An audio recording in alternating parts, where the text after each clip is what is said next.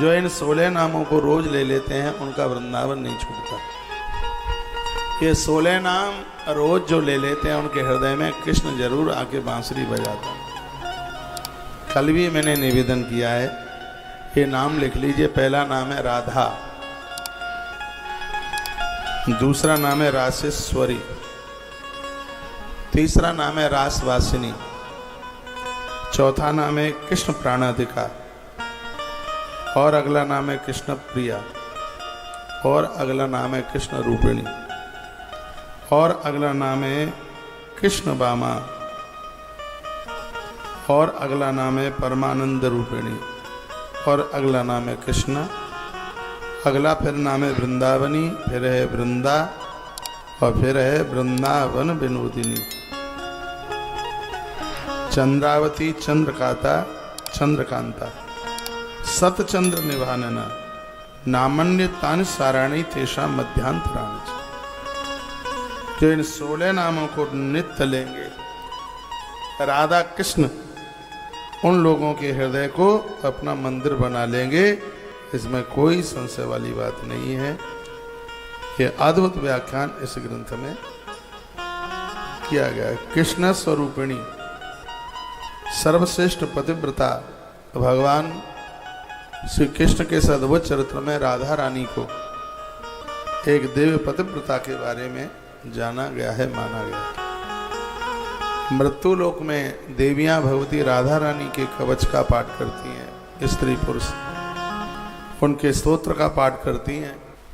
भगवती राधा रानी कभी भी उन स्त्री पुरुष का साथ नहीं छोड़ती, उन्हें सबलता देती है, उन्हें मजबूती देती है। इदम स्तोत्रम महापुण्यम तुभ्यम दत्तम मया मुनि। जो भी कोई इस राधिका स्तोत्र का 16 नाम वाले स्तोत्र का पाठ करेगा, निंदकाय वैष्णवाय न दातव्यम महामुनि।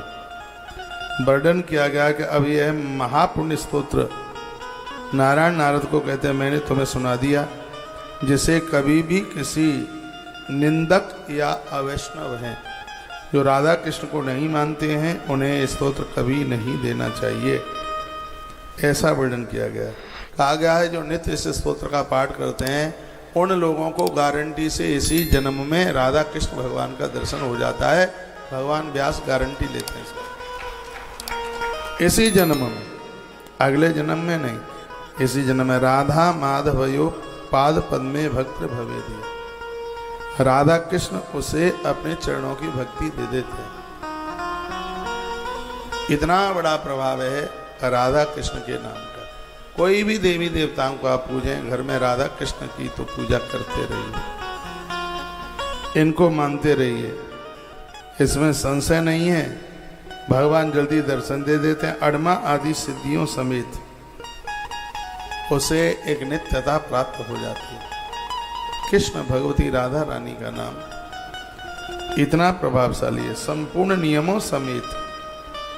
मैंने एक दिन बोला था कि ग्रंथ में लिखा है कि वृंदावन में रहने वाला व्यक्ति वृंदावन के नियमों का पालन कर ले तो भगवती राधा रानी को दर्शन देने में 24 घंटे नहीं लगेंगे। नियम है, वहां हर तीर्थ में रहने का एक नियम है। तो सीधाम वृंदावन में भी तो रहने का एक नियम है। आप जैसे घर में रहते हैं वैसे आप ऑफिस में थोड़ी रहते हैं। ऑफिस में आप रहते हैं तो नियमों को फॉलो करना पड़ता है। हम जहां रहते हैं नियमों को फॉलो। तो व्रत दान उपवास, 4 वेदों का पाठ, यज्ञ, पृथ्वी की 7 परिक्रमाएं, ये उतना नहीं दे पाती जितना कि राधा कृष्ण का जप करने से, उनका स्मरण करने से जितना प्राप्त हो जाता है। राधा कृष्ण दोनों का नाम गोपी गीत में है। आप गोपी गीत का नित्य पाठ कीजिए, आपको 100 यज्ञ करने का फल पुण्य रोज प्रतीत होगा। गर्भ स्तुति है भागवत जी में, उसका पाठ कीजिए। वेद स्तुति है भागवत जी में, उसका पाठ कीजिए, आनंद हो जाएगा। कुंती स्तुति है भागवत जी में, पिता में भीष्म के द्वारा भीष्म स्तुति है, उसका पाठ कीजिए, कुछ तो कीजिए। आजकल तो बाजार में कृष्ण चालीसा आता है, राधा चालीसा आता है, बहुत सहज है, बहुत सरल है। इनका पाठ करते रहिए। और ये मैं कहना नहीं भूलूंगा, जो राधा राधे बोलता है उसको संपूर्ण धरती की वस्तुओं का दान, धरती के सहित वस्तुओं का दान। देखो, एक गौदान होता है और एक गौदान के साथ सामग्री होती है, एक कन्यादान होता है और कन्या के साथ सामग्री जाती है, सोने और चांदी की सब चीज़ें जाती हैं, तो उस कन्यादान की महिमा ज़्यादा हो जाती है। उसी प्रकार से